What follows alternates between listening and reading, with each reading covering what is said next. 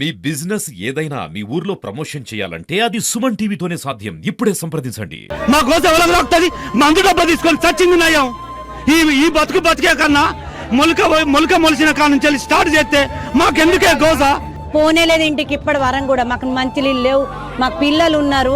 నా బిడ్డ పైసల తలసాన్ని ఇడిపెట్టుకొని బస్తాల కోసం ఇక్కడ పొద్దుట నుండి ఉన్నతారు.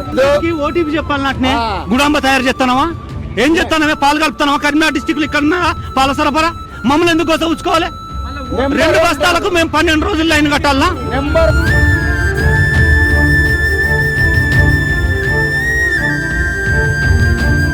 రోజు రోజుకు యూరియా కష్టాలు అయితే పెరుగుతున్నాయి. రైతుల అవస్థలు మాత్రం తప్పడం లేదు. ఫెర్టిలైజర్ షాప్ల ముంగట కూడా రైతులు ఉదయం 6 గంటలకే వచ్చి కూడా వేచి చూస్తున్న పరిస్థితులు అయితే మనము రోజు రోజుకు చూస్తున్నాము. ప్రస్తుతం అయితే ఇక్కడ మనం సిద్దిపేట రోడ్లోని గ్రోమర్ వద్దన అయితే ఉన్నాము. రైతులు అయితే చూడండి తీవ్ర అవస్థలు అయితే పడుతున్నారంటే ఒక్కొక్కరు ఉదయం 9 గంటల నుంచి వచ్చి కూడా ఇక్కడ మేము వెయిట్ చేస్తున్నాము. పొద్దున వచ్చాము, ఇంటికి ఉదయం నుంచి మేము వచ్చి కూడా ఇంటికాడ గొడ్డు గోద నిష్పెట్టి మేము వ్యవసాయం నిష్పెట్టి ఇక్కడికి రావడం జరుగుతుంది. నిష్పెట్టి వచ్చామని చెప్పి కూడా రైతులు తీవ్ర ఆవేదనకు వ్యక్తం చేస్తున్నారు. అంటే మీరు ఎన్ని గంటలకు వచ్చారు? మీరు 7 గంటలకు వచ్చినాం. 7 గంటలకు వచ్చినాం. 7 గంటలకు వచ్చి ఆ పాల్పిండి ఆవులను చూస్తే ఇడిచిపెట్టినాం. అంచెలు వచ్చినాం. ఇక అక్కడికి పోయినాం. అక్కడ అన్నది మళ్ళీ ఇక్కడికి వచ్చినాం. ఇక్కడికి అన్నది మేడం. ఏమంటారు మరి? యూరియా ఏమంటారు? ఏమన్నా రాసిరా టోకెన్? ఇట్లా మీకు టోకెన్ ఏం రాయలే, ఇంకా రాస్తలేదు. పోయింది లోపల పోలేదా? రాస్తలేదు. అక్కడికి ఎప్పుడు వస్తుందన్న క్లారిటీ లేదే. 8-10 ఎకరాలు నాటేసిన 2000 రూపాయల లోటు ఎక్కడికైనా వేయిందని ఎవరన్నా అడిగిందా? నా దొంగ కొడుకు అడగలే. ఈ యూరియా బస్తాలకు మాకు 30 తిప్పలు తెస్తాండ్రు. మా బాబాయ్ కేసీఆర్ ఉన్నప్పుడు వచ్చిందా? 15 బస్తాల యూరియా బాగా తీసుకపోయినా. అప్పుడు ఎవరు వచ్చిండు? మా కోసం ఎవరికి రాస్తుంది? మందు డబ్బా తీసుకొని చచ్చింది నయం.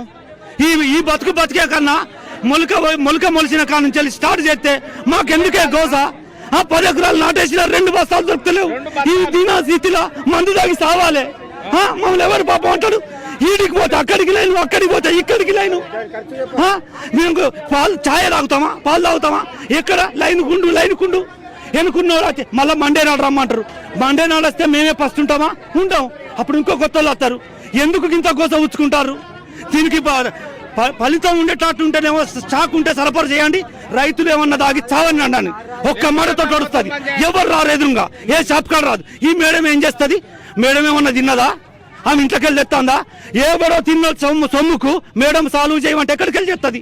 చెయ్యది. మేడం మనం అనొద్దు, కానీ బయట నుంచి వచ్చే స్టాక్ ఎక్కువ తెప్పియండి, దండం పెడతా. పొద్దున్న నుంచి వచ్చిన వాళ్ళు ఇప్పుడు షాప్ అయినా ఏమంటాడు? పొద్దున్న నుంచి వస్తా అన్నారు, ఇప్పుడు షాప్ అయినా రేపు వస్తుందో ఎల్లుండతో మాకు తెలియదు. అదే పొద్దున్న చెప్తే ఈ రైతులందరూ ఉందిగా ఎవరో పని వాళ్ళు తిండి లేక తికానా లేక ఇక్కడ వెయిటింగ్ చేసి నీళ్ళు దాకా ఏ ముట్టగా ఇక్కడ ఉన్నారు. పొద్దున్న నుంచి ఎన్ని గంటలకు వచ్చాను? పొద్దున్న 9 గంటలకు అక్కడ షాప్ కాడ ఉంటే షాప్ బంద్ అయిపోయినాయి. గ్రోమర్ కాడికి వస్తుందా మేడం చెప్పింది. పొద్దున్న నుంచి ఇక్కడ వెయిట్ చేస్తున్నాం మేము. ఇప్పుడు వచ్చి ఇప్పుడు షాప్ లో ఏం లేదు, లోడ్ ఇప్పుడు రాదు రేపు రాదు అని ఇప్పుడు మాట్లాడతారు. ఇప్పుడు ఎక్కడికి పోమంటారు ఈ రైతులందరినీ?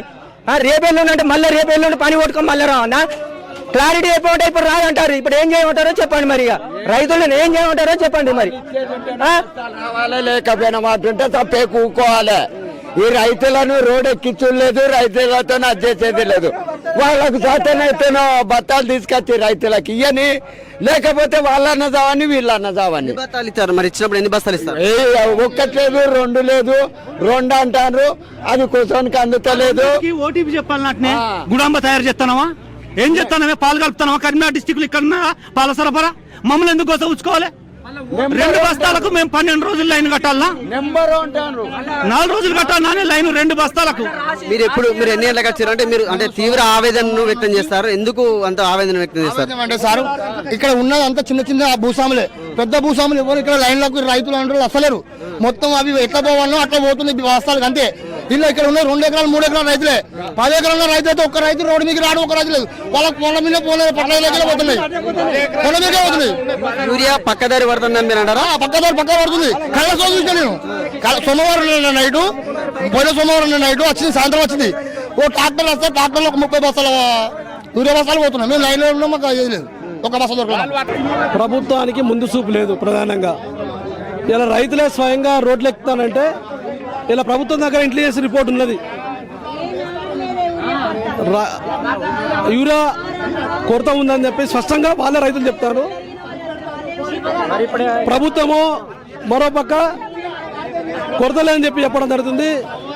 వారంకి వస్తుంది, 10 రోజులకు వస్తుంది, 4 రోజులకు వస్తుంది చెప్పేసి గౌరవ మంత్రి గారు, వ్యవసాయ శాఖ మంత్రి చెప్తారు. ఇలా దాదాపు 400 మంది రైతులు రోడ్ల మీద తిరుగుతారు.